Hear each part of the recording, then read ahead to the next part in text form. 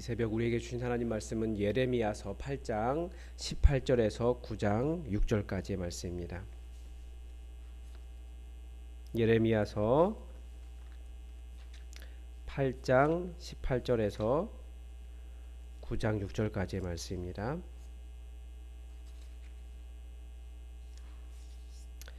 우리 하나님의 말씀을 다 함께 받들어 읽겠습니다. 슬프다 나의 근심이여, 어떻게 위로를 받을 수 있을까? 내 마음이 병들었도다.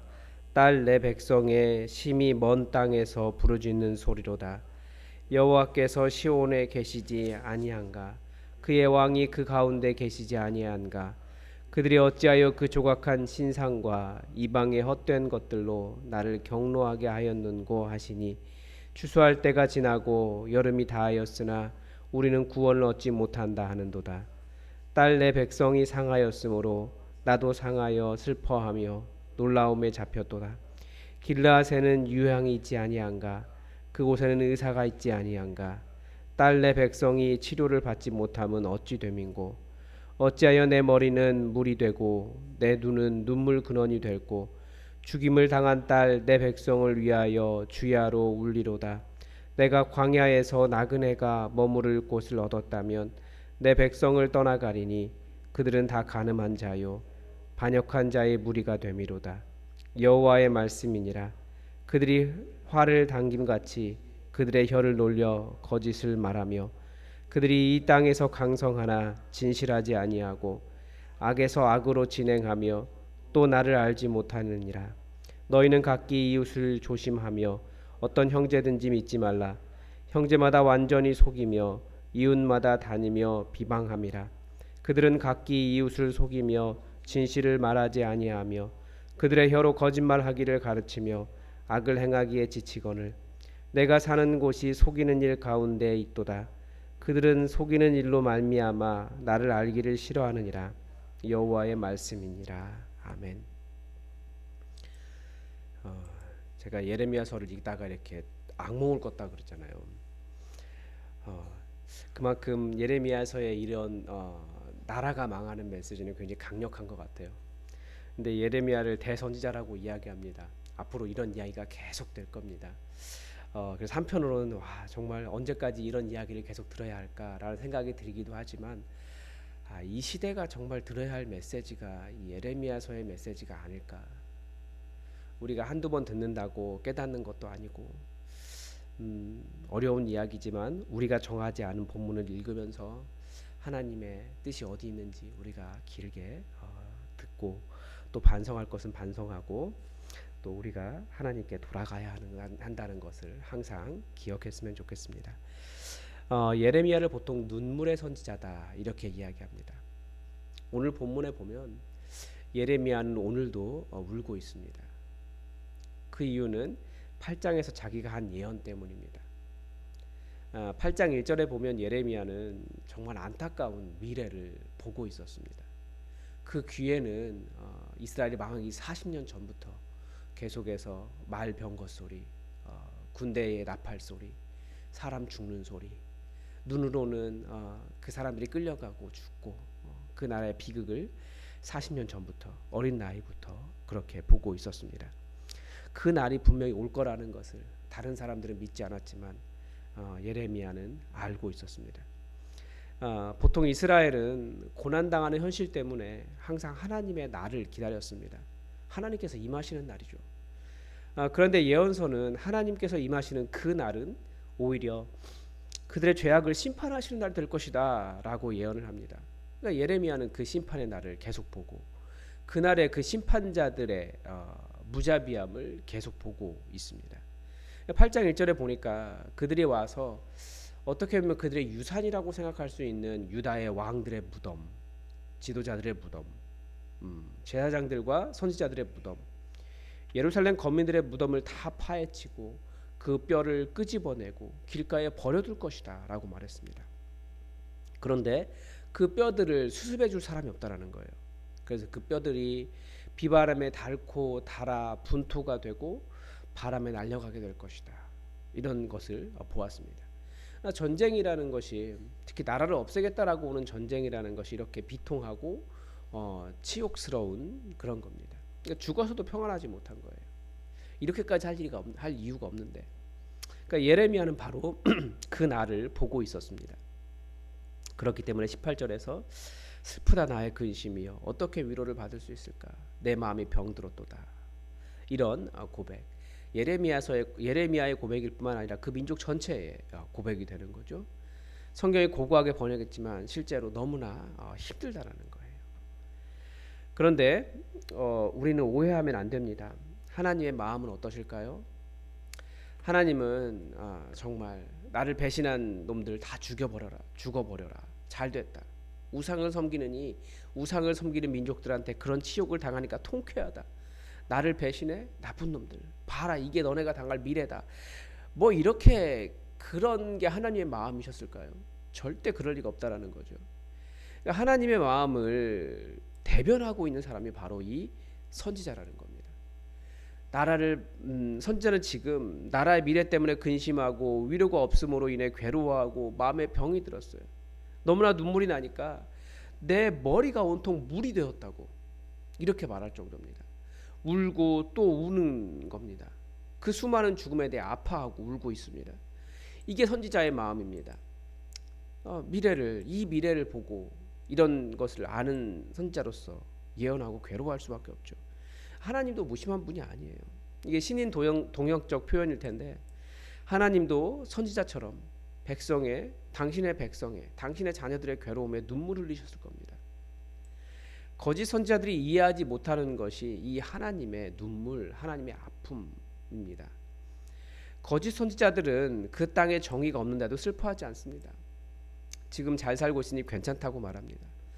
거짓 선지자들은 분명히 이 땅에 아파하는 사람들, 힘들어서 눈물 흘리고 괴로워하는 사람들의 그 통곡 소리를 그렇게 듣지 않습니다. 하나님에 대해서 오해하게 하죠.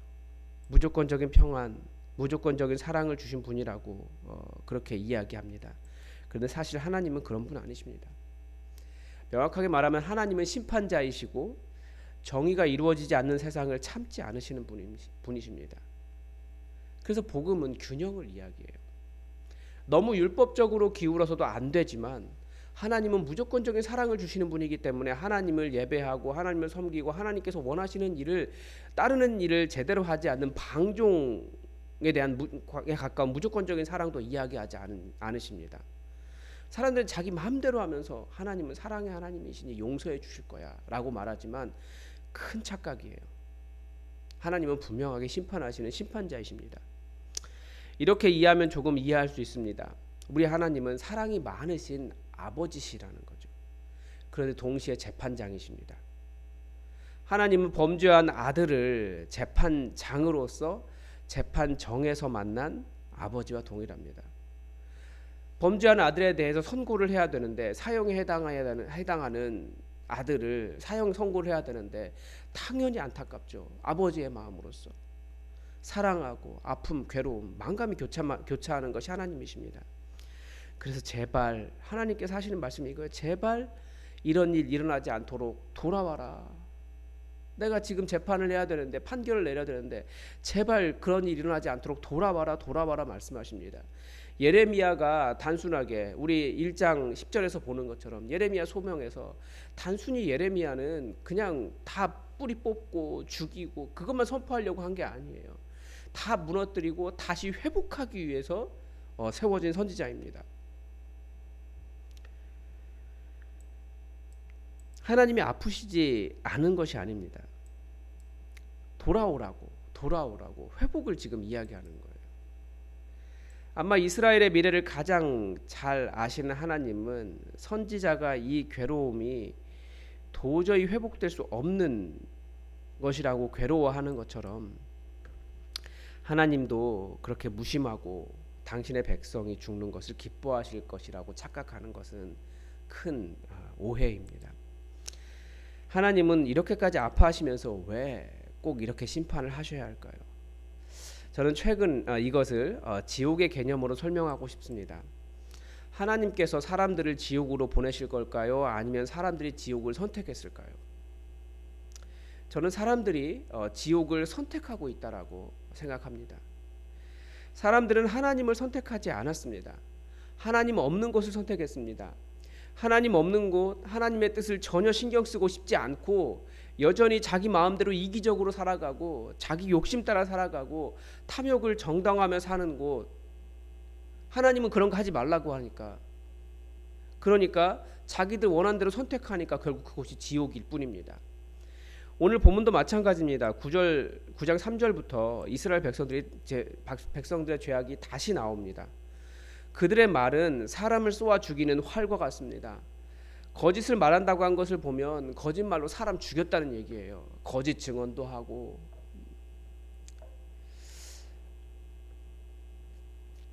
또한 그들에게는 진실이 없습니다. 악에서 악으로 진행합니다. 또 하나님을 알지 못합니다. 그런데 6절에 보면 충격적인 말씀이 있습니다. 내가 사는 곳이 속이는 일 가운데 있도다. 그들은 속이는 일로 말미암아 나를 알기를 싫어하는도다. 속이는 일이 일상인데 그런 세상 속에서 가장 싫은 메시지가 무엇입니까? 속이지 마라, 정직하라라고 하는 말씀이라는 거예요. 그러면 이 사람들 뭐라고 이야기할까요? 정직이 밥 먹여주냐? 잠깐만 거짓말하면 더 편안한 삶이 있다, 부자 된다. 그런데 정직하라고? 나는 그런 하나님 필요 없다, 이런 말을 한다라는 겁니다. 그게 그들은 속이는 일로 말미암아 나를 알기를 싫어하느니라, 이 말씀입니다.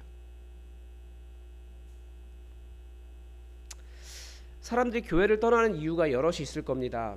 물론 교회가 실망스러운 면도 있었을 겁니다. 그러나 교회가 요구하는 정직이 마음에 들지 않는 사람들도 있습니다. 교회는 용서를 이야기합니다. 용서할 수 있는 사람이라면 그냥 용서 얘기하는 건 아닙니다. 쉽게 용서가 되는 거라면. 근데 내가 받은 용서가 무엇인지 알기 때문에, 그 사랑을 알기 때문에 용서하는 것, 용납하는 것, 그게 원수 사랑이잖아요. 원수를 사랑하는 게 쉬운 게 아니에요. 그런데 절대 나는 용서 못한다고, 하나님의 메시지가 싫은 거죠. 예수님은 자기 공로를 주장하지 말라고 겸손하라고 하시는데 인간 본성이 계속 높아지려고 하고 자기를 높이고 위로 향하고 자존심 상하고 싶지 않아 하는 건데 과연 가능한 일입니까? 제가 보니까 교회 안에서 이 용서와 겸손이 동시에 있는 사람 참 쉽지 않은 것 같아요. 다들 무엇인가 높은 마음이 있어요. 만약에 말씀이 그런 마음을 정직하게 이렇게 대면하면서 그거 불이야, 그렇게 하지 말아라 라고 말하면 사람들이 어떻게 합니까? 더 강하게 내가 뭐 문제가 있냐고 불의를 계속 붙잡고 말씀에 정직하게 반응하지 않는 것이 바로 속이는 일로 말미암아 하나님을 싫어하는 것이다 라는 거죠. 성경은 계속해서 강자가, 좀 가진 자가 베풀고 도와주라고 이야기합니다. 그런데 이번에 참 이 나라가 너무나 안타까운 일이 많은 것 같아요. 정치 지도자들도 안타까움이 있고, 또 지난주에 초등학교 선생님 한 분이 학교 안에서 그렇게 하셨는데, 극단적인 선택을 하셨는데, 왜 학교라고 하는 그 공간에 주는 메시지가 있잖아요. 보니까 전혀 보호받지 못했더라고요. 윗사람들이, 힘이 있는 사람들이 그나마 좀 보호해줬으면 저는 그런 마음이 들었는데, 뭐 그 추모제에 나와서 하시는 이야기들, 선생님들의 애반을 들어보니까 눈물 없이는 들을 수가 없더라고요. 그걸 보면서 좀 힘 있는 사람들에게 계속 나누라고. 성경은 부자들에게 뭐라고 말합니까? 그거 부자, 그만큼 감당할 수 있는 사람이기 때문에 청지기에게 맡긴 거다. 그러면 때에 맞게 주변 사람들에게 나누어 주어야 한다라고 말하지만 이 땅은 어떻게 합니까? 다 내 거다. 보수적 그리스도인들 더 그 욕심을 강화하기 위해서 트럼프 같은 사람 다 내 거다. 근데 통일교 가서 강의하고 이단 가서 강의하고 돈 받고, 그게 무슨 그리스도인입니까? 다 내 거다. 그런 사람들에게 속이는 일로 말미암아 하나님 싫어하는 것이다. 그게 하나님 정의를 이루어라, 나누어라라고 말하면 뭐라고 말하겠습니까? 내 거다. 하나님이 싫은 거죠. 우리는 말씀에 도전하면 겸손하게 아멘으로 순종했으면 좋겠습니다. 나를 주장하고 정당화하려고 하지 맙시다. 하나님 앞에서는 약한 자가 은혜를 얻습니다. 말씀대로 살아가는 자가 은혜를 얻습니다. 계속해서 욕심 갖지 말고 다른 사람 죽이는 일 하지 말고, 그러니까 마음에 분노 품지 말고 겸손하게 사랑하고 용서하고 또 나 자신을 내려놓고 나는 오늘도 하나님의 말씀을 어떻게 돌아갈 수 있을까 고민하며 이 예레미야의 마음, 하나님의 마음 우리가 기억했으면 좋겠습니다.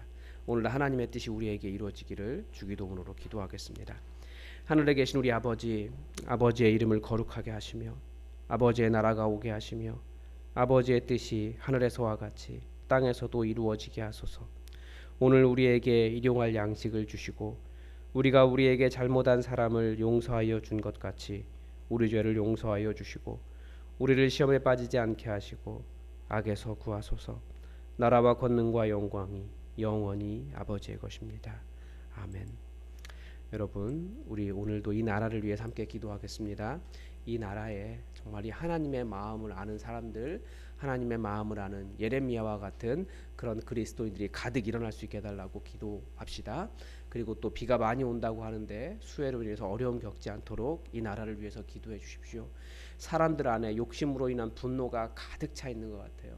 이 나라에 그런 사람들 속에 있는 분노가 좀 사그라들 수 있도록 예수님의 이 용서와 사랑을 알고 예수님의 용납하심 알고 용납하지 못했다라고 생각하지 않고 예수님의 용납하심 앞으로 나아갈 수 있도록 이 나라를 위해서, 이 나라의 문화를 위해서 우리 다 함께 기도하겠습니다.